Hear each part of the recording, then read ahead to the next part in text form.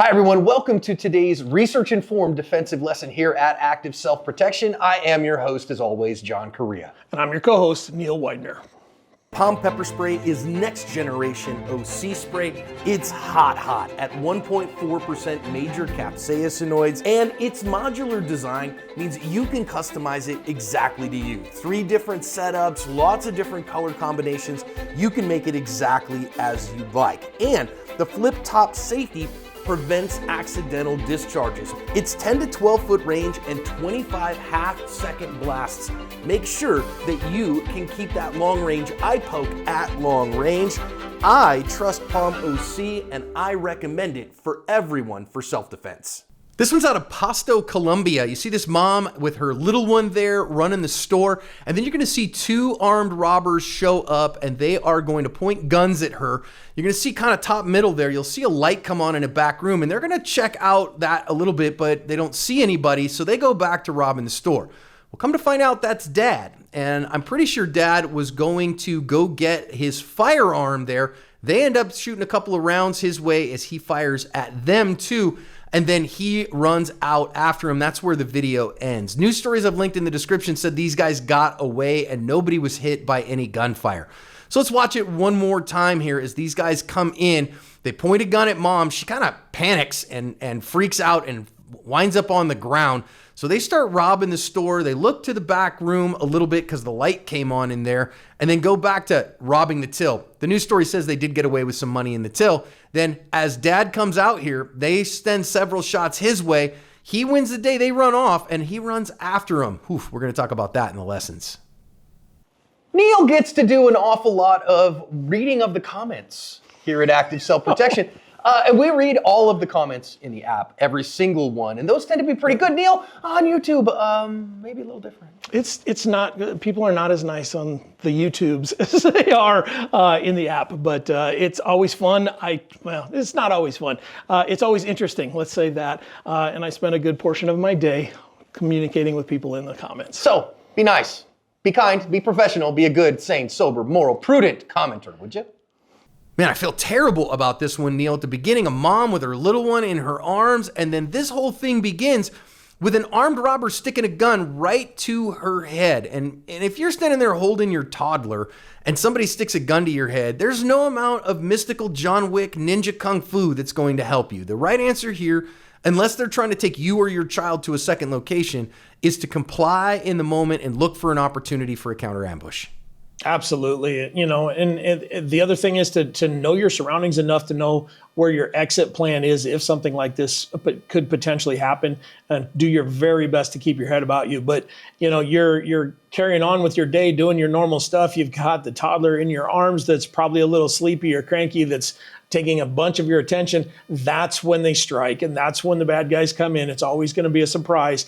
So you have to have that mental fortitude to hang on in the moment as best you can. And again, I don't blame her. She didn't ask for any of this kind of stuff. I do wonder if, you know, it looked like she was trying to turn and run, and she may have just slipped or tripped over something behind the counter there.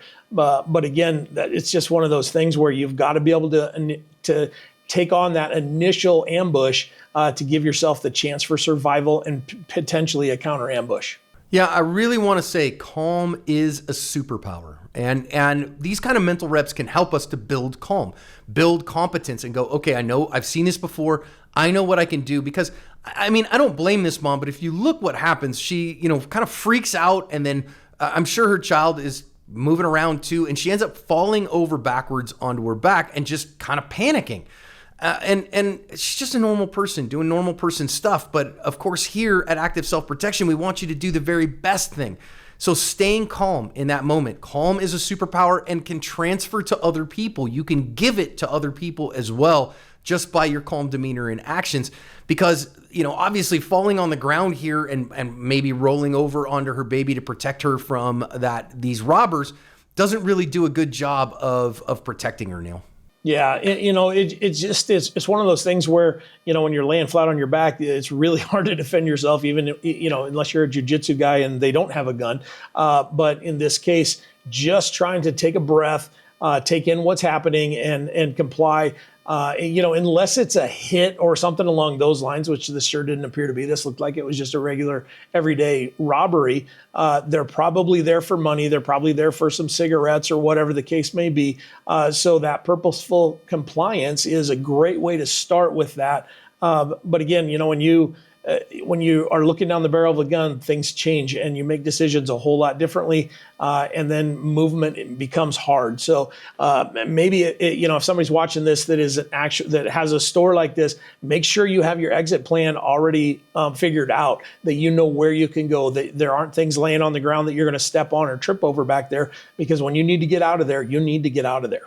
I think that's such great advice, man. Have some plans in advance and talk them over with your family. Maybe the wife is not a self-defender here, but you can talk those things over as a family so that they can get there to that point. Now, you see the light come on in the background here. I'm almost certain that's Dad showing up into this back room, maybe with an automatic light turn on, and he realizes that something is wrong and he has to go and get the firearm. That's why there's this delay here. I think he has to go get the gun that's either in the back room or, God forbid, in his car out back behind. Thank God it wasn't in the front at the counter, Neil, because he never would have gotten it there. But I think that reminder, all this delay puts his wife and his child at risk, which reminds me, again, we say this so often on the channel, if at all possible, keep your firearm on your person, because when you need it, the bad guys are the ones who set the time of the attack and they don't give you any time to get your gun. Yeah, we see that all the time. They show up, the gun's already in your face, so it needs to be as close to you as possible. Under the counter, again, we see that in a fair amount of these where they keep a gun under the counter. It would have done no good here. They were in her face so fast that even if there was one there, with the toddler there along with the child, I don't think she would have been able to go for a gun and been ahead in that fight. And so Dad having to probably go back and pull it out of a drawer or whatever it is back there just adds time and makes everything just a little bit harder. So if you've got the gun on you, you can get it out and go to work and do what you need to do. But it's time that you're missing when you have to leave and go pick something up. Yeah, tick, tick, tick, tick, tick, tick. How long is it taking him to go and get that? Quite some time. Now, once he gets his gun in the fight, super proud of him for doing that. I do want to recognize here, it's a two-way range, right? We talk about, training with guns and going to the range and taking classes. Those are all good things. Recognize that a real gunfight is a two-way event. It is a competition between you and that bad guy. So how good do you want to be on that day? Do you want to be kind of just marginal? Yeah, I own guns. We shoot occasionally. Or do you want to be a practitioner? Do you want to have skill? Because your wife and your little one are downrange of you right now. There's a window out in front of this store, or the door's wide up. And so there are tons of innocent people back behind. You got to assume that back behind this is a bus full of nuns and orphans. And how good do you want to be? Because misses don't end gunfights. And Neil, I see so many people that are complacent. They think, yeah, I'll do good enough on that day. But against two guys who are firing back at you, I think you want to have a pretty high level of skill. I really think you do. And I think that's why, there's a fair amount of people that travel around the country and teach these kind of classes. That's one of the things that I do. And we see it regularly from folks that are like, well, I go to the range, once a month and shoot 300 rounds, or I go every week and shoot 300 rounds. But when it comes time to make a decision, when there's something on the line, their skill isn't quite there. And so, I would just recommend to go take some classes, take some time at the range, think through these things, and understand on that day, you need to be as close to perfect as possible. It's not just good enough is okay, because like John said, that there's either an open door or a window or something, and that there's likely people out on the street. And misses, they don't win gunfights. Now, they ran these people off, but what if he killed somebody out in the street? And now you're going to carry that weight for the rest of your life, that on your day, when the flag fell and it was time to go, you killed the wrong person, or shot at the wrong person, or hurt the wrong person, or the bad guys got away. And in this case, he didn't. He's going to have to answer to his wife for how long it took for him to get into this fight. And luckily, everybody's okay. But there's going to be some regret there. There's going to be a lot of sleepless nights, and there's probably going to be a whole lot of fear, for the next foreseeable future every time they open the shop. No question about that. We say this all the time, that it is really hard to miss fast enough to win a gunfight, but it is really easy to hit slow enough to lose one. So how fast do you want to be? Real fast. How accurate do you want to be? Real accurate. And you don't want to balance those two. You want a big bucket full of both. Now, he wins. These guys drive off. FIBSA, fudge I'm being shot at, is real. And it's two-way, and these guys decide we got the money out of the till that we wanted, so they run off. Good, you won! But our good guy here then chases them down, and he chases them outside. I just can't say enough how bad an idea this is. You just paid at risk of your life, not only yours, but your wives and your daughters here.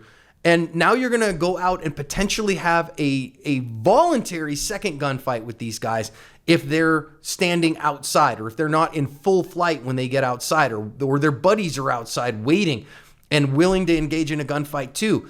So don't, man, consolidate the established dominance in the space that you're in rather than going outside. And I just feel like we say this all the time because we see this so often. John, this takes me back to way back in the day. I think back when you were lesson learned from analyzing 10,000 gunfights, and now we're up to 50, But there was a video of a very similar thing where our good guy chases him out the door. And the last thing you see in the video is him getting shot in the head by whoever the bad guys had standing by the door. And so it's not that you're running them down. It's not that, you need to go out there and, give them some justice and give them the what for, or get your, few $100s or whatever back. Your life is at risk, and you paid for that, for your store, by risking your life. You paid for the place that you have in this gunfight now. Don't run out into a whole new place and give them the advantage for them to counterattack your counterattack, if that makes sense. You're literally risking everything running through that door. And if they did have a third guy with a gun and you get shot in the face, what good did it do? You've already run them off. Take the win, console your wife, console your child, and move forward from there. But don't chase bad guys like this. Yeah, and if you want to watch that Lessons Learned, the updated one from 50,000 Gunfights, and you're in the ASP Unlimited app, it is in the full-length seminars rail. And if you're not, there's a link in the description. We would love to have you over there. It's a few bucks a month, and there is hundreds and hundreds of unique pieces of content over there, including deep dive lessons, live videos, all kinds of great stuff. We'd love to have you in the ASP Unlimited app. Gets us away from the YouTubes and all the problems that it presents. So anyhow, I'm proud of this dad. I think that he got his gun in the fight. He drove these guys off, protected his wife and his daughter. A few things to do better. Nobody's going to be perfect on that day. We're not expecting people to do, but we want to do the best job we can so we can most effectively cover our ASP.